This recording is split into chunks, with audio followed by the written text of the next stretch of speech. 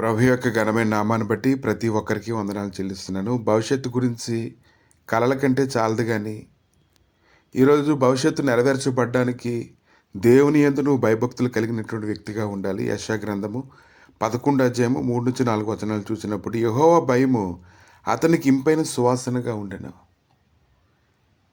ఎవరికైతే దేవుని యందుల భయభక్తులు కలిగి ఉంటారో, ఆ భయపడడం అనేటువంటి మంచి సువాసన ఎవరైతే కలిగి ఉంటారో, వారి జీవితంలో దేవుడు మాత్రమే చూపించేటువంటి కళలను వారు స్పష్టంగా చూడగలుగుతారు. ఆ యొక్క మార్గాల్లో వారు నడవగలుగుతారు. అవి నెరవేర్చబడినంత వరకు వారు స్థిరంగా ఉంటారని మనం తెలుసుకోగలగాలి. ఆదికాండము 37 అధ్యాయము 18 నుంచి కొన్ని వచనాలు చూసినప్పుడు, యోసేపు యొక్క అన్నలు అతని మీద ఎంతగానో పగపట్టడాన్ని మనం చూస్తూ ఉన్నాము. 19వ వచనంలో, వారిదిగో ఈ కలల కన్నవాడు వచ్చుచున్నాడు, వీని చంపి ఇక్కడున్న ఒక గుంటలో పారవేసి దుష్టమృగం వీని తినివేసినని చెప్పుదాము. అప్పుడు వీని కళలు ఏమగునో చూద్దాం రండి, ఒకరితో ఒకడు మాట్లాడుకొనిరి. రూబేను ఆ మాట విని మనం వారిని చంపరాదని చెప్పి వారి చేతుల్లో పడకుండా వారిని విడిపించాను.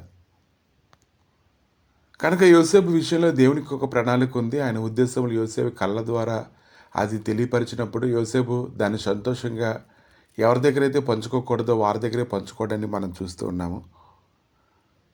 ఆదికాండము 37 అధ్యాయము 5వ వచనం నుంచి, యోసేపు ఒక కల కని తన సహోదరులతో అది తెలియచెప్పగా వారు అతని మీద మరింత పగబట్టిరి. అతడు వారిని చూచి, నేను కనిన ఈ కలను మీరు దయచేసి విండి అని అతను చెప్పడం ప్రారంభించినప్పుడు, నా పనులు లేచి నిల్చుండగా మీ పనులు నా పనును చుట్టుకొని నా పనకు సాష్టాంగపడి అని చెప్పాను. అందుకు అతని సహోదరులు, నీవు నిశ్చయముగా మమ్మల్ని ఏలిదవా, మా మీద నీవు అధికారి వగుదువా అని అతనితో చెప్పి అతని కళను బట్టి అతని మాటను బట్టి అతని మీద మరింత పగబట్టిరి. అతడు ఇంకొక కళ కానీ వారికి చెప్తూ ఉన్నాడు, నేను మరే కళ కంటిని అందులో సూర్యచంద్రులను 11 నక్షత్రాలను నాకు సాష్టాంగపడి అని చెప్పాను. అతను తన తండ్రితోనూ తన సహోదరులతో తెలియచెప్పినప్పుడు అతని తండ్రి అతనితో, నీవు ఈ కనిన ఈ కళ ఏమిటి? నేను నీ తల్లి నీ సహోదరులు నిశ్చయముగా వచ్చి నీకు సాష్టాంగపడుతుమా అని అడిగాను. అతని సహోదరు అతని యందు అసూయపడి అయితే అతని తండ్రి ఆ మాట జ్ఞాపకం ఉంచుకున్నాను. కనుక ఈరోజు రెండు కళలు, దేవుని అందుల భయము యోసేపు తన జీవితకాలం అంతా నడిపించి ప్రభు ఏదైతే చేయాలనుకున్నాడో అది చేసేటంత వరకు కూడా అతను నిలకడగా ఉండి ఆయనందు భయభక్తులు కలిగి సువాసన పరిమళంగా మారడాన్ని మనం చూస్తున్నాం.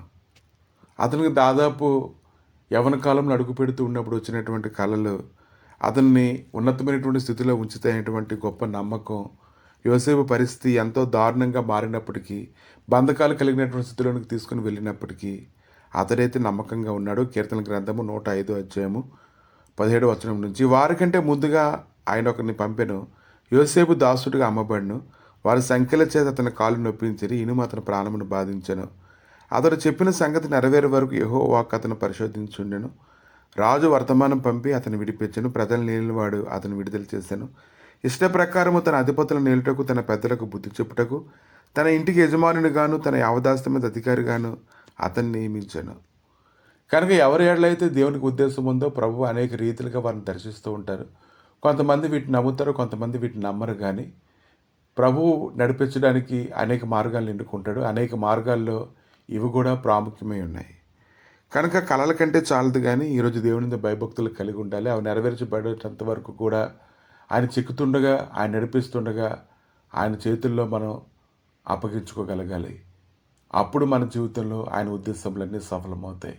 ప్రభువా మీ దయగలిగిన హస్తాలకు అప్పగించి ప్రార్థన చేస్తుండగా నాయన ఏదో ఒక రీతిగా నడిపించడానికి, మేము నమ్మే విధంగా మీరు మాతో మాట్లాడి మమ్మల్ని బలపరచడానికి నువ్వు గొప్ప కృప చూపుతున్నందుకు వందనాలు తండ్రి.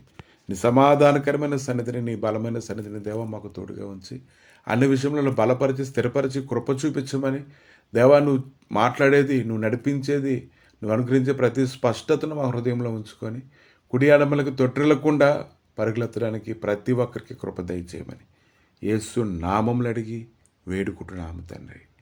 ఆమేన్.